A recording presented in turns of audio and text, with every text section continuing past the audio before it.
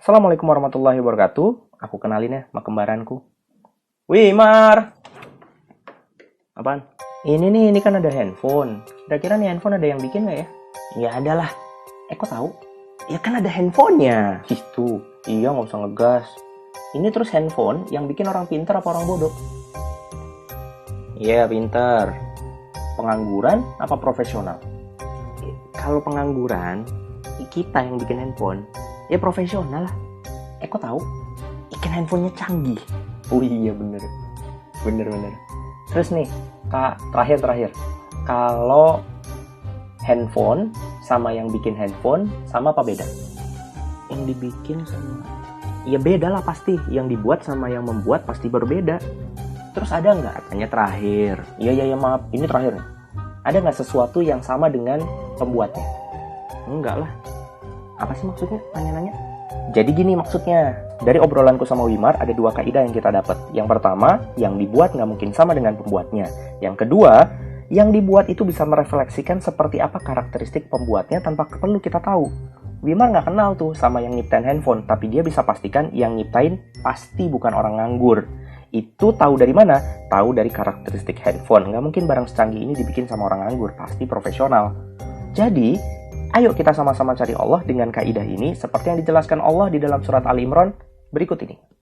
Di sini Allah cerita kalau kita mau memperhatikan ciptaan-ciptaannya, kita akan bisa menemukan kemahabesaran Allah. Dan ini hanya bisa dilakukan bagi mereka yang mau berpikir. Nah, sekarang ayo kita coba cari ciptaannya Allah untuk kita bisa menelaah kebesarannya Allah. Contoh nih, gunung. Gunung tuh gede banget. Dan Allah tidak mungkin sebesar gunung. Pasti jauh lebih besar, di mana besarnya Allah dengan besarnya gunung itu tidak mungkin lagi bisa dibandingkan. Kalau dalam bahasa Indonesia cukup dikasih dengan kata maha. Maha besar, di mana besar ini sudah nggak comparable.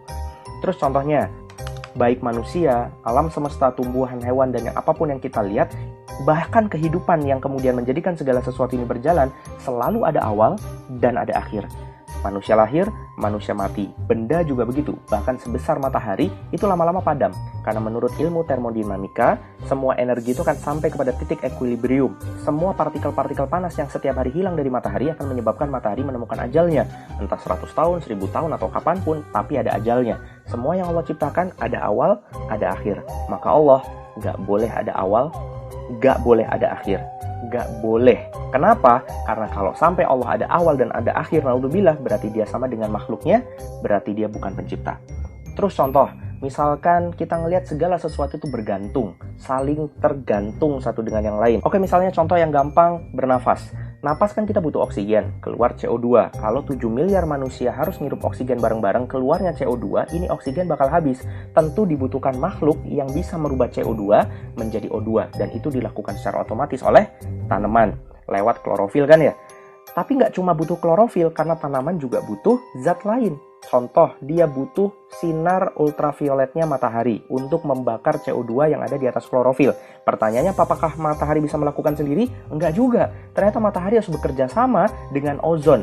Agar apa? Ozon bisa menyaring sinar-sinar itu agar kadarnya pas. Karena kalau terlalu panas, daunnya kebakar. Kalau nggak cukup panas, daunnya nggak bisa berfotosintesis. Pertanyaan berikutnya, yang dibakar cuma CO2? Enggak, ada lagi mineral. Mineral nggak dihasilkan tumbuhan. Mineral didapatkan tumbuhan lewat tanah. Pertanyaannya, dari mana biasanya unsur-unsur hara atau mineral itu ada di dalam tanah? Secara normalnya, air yang turun dari langit, air yang turun dari awan, ya, karena yang turun dari langit itu istri saya. Air yang turun dari awan, itulah yang menyebabkan tanah punya mineral. Pertanyaan berikutnya, apakah awan tercipta di atas tanah atau di atas laut? Ternyata di atas laut. Kok bisa awan di atas laut pindah ke atas tanah? Ternyata didorong angin. Jadi angin membantu semua proses ini. Ternyata angin nggak bisa bekerja sendiri, karena angin itu tercipta kalau ada tekanan yang berbeda antara daratan tinggi dengan daratan rendah. Plus, apakah laut bisa menghasilkan awan sendirian? Enggak juga. Harus dibantu oleh matahari dan ozon yang bekerja sama menghasilkan panas, di mana kadarnya tepat untuk mengevaporasi laut. Bisa dibayang, kita napas nih. Selain sistem pernafasan yang ada di dalam tubuh, kita butuh tumbuhan, kita butuh matahari, kita butuh lapisan langit ozon, kita butuh tanah, kita butuh awan, kita butuh angin, kita butuh daratan tinggi, daratan rendah, kita butuh lautan. Pertanyaannya, kita akan berpikir bahwa mereka berkoordinasi, atau kita berpikir bahwa mereka menggantungkan diri mereka kepada sesuatu yang sangat sempurna. Apakah matahari ngobrol gitu sama tanaman, sama ozon, sama laut, daratan tinggi, daratan rendah? Apakah mereka ngobrol? Chat-chatan, WhatsAppan, mensotsan? Enggak, ada zat yang semuanya bergantung kepadanya, di mana itu semua yang mengatur. Maka dialah pasti Allah As-Somad.